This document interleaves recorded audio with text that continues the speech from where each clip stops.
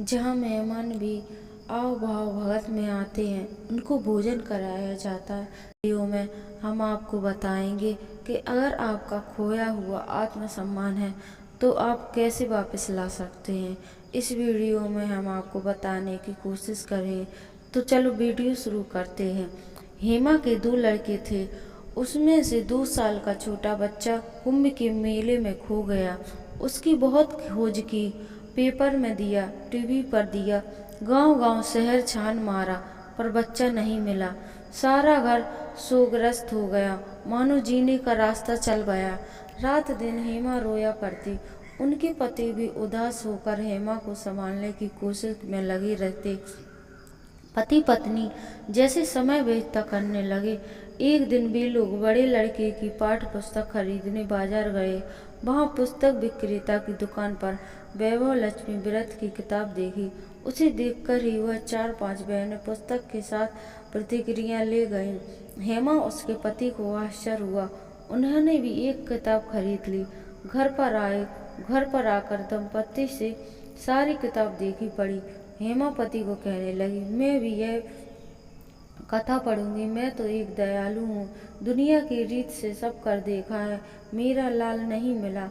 अब तो माताजी हमारी आशा की ज्योत हैं, वे प्रसन्न होंगी तो जरूर मेरा बेटा मिल जाएगा।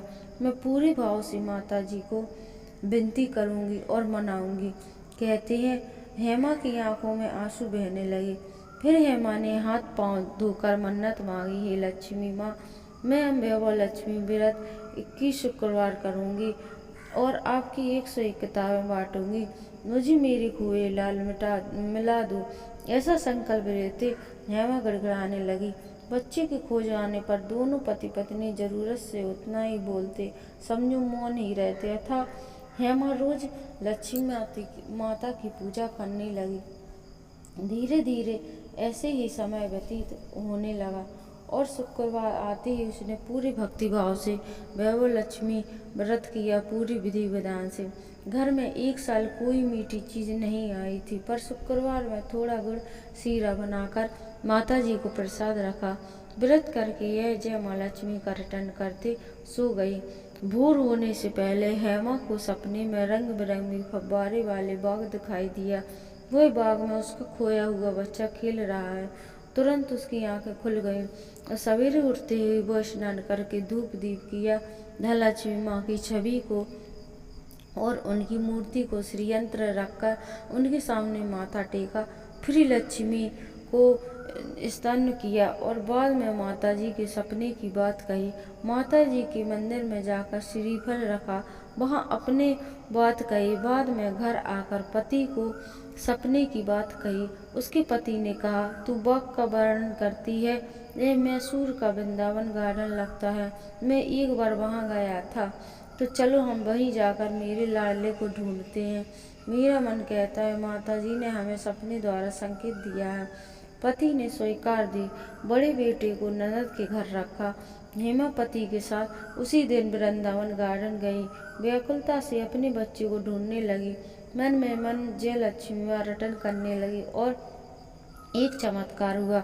सपने में हेमा ने जिस जगह को देखा था, वही जगह उसका बेटा उम्र के 7 बच्चों के साथ खेल रहा है और दोनों बच्चों के नजदीकी बैठे हैं। वे चेहरे से मदरासी थे। हेमा दौड़कर अपने बच्चे को गोद में उठा लिया और छाती से लगाकर रोने लगी।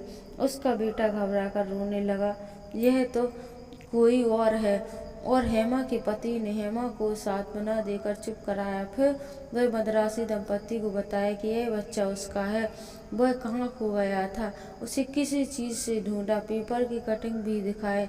मदरासी दंपत्ति ने कहा, बच्चा वे लोग कुंभ में स्नान कर रहे थे, तब ट्रेन में ऐसे मिला था। बच्चा ट्रेन में किस तरह आया उसको मालूम नहीं था, पर बच्चा बहुत रोता है और वह लोग उसके साथ मैसूर में ले गए, अपने बच्चे की तरह पालते थे। फिर जरूर कार्रवाई करके मद्रासी दंपत्ति को बहुत धन्यवाद देकर हेमा ने उनके पति अपने बेटे को घर ले आए। घर से फिर सुख साकर लहराने लगा। हेमा हर शुक्रवार की शाम को कुछ न कुछ बनाकर माता जी को प्रसाद रखते। इस तरह 21 शुक्रवार पूर्ण होते ही भाव में उद्यापन किया। 101 विवाह लक्ष्मी व्रत की किताबें बांटी। हेमा के पड़ोसी गैर सब माता जी के व्रत का चमत्कार देखकर रंग रह गए। ऐसा विवाह लक्ष्मी व्रत का प्रभाव है दोस्तों, और उनको आत्मसम्मान खोया हुआ भी मिला। दोस्तों उम्मीद करें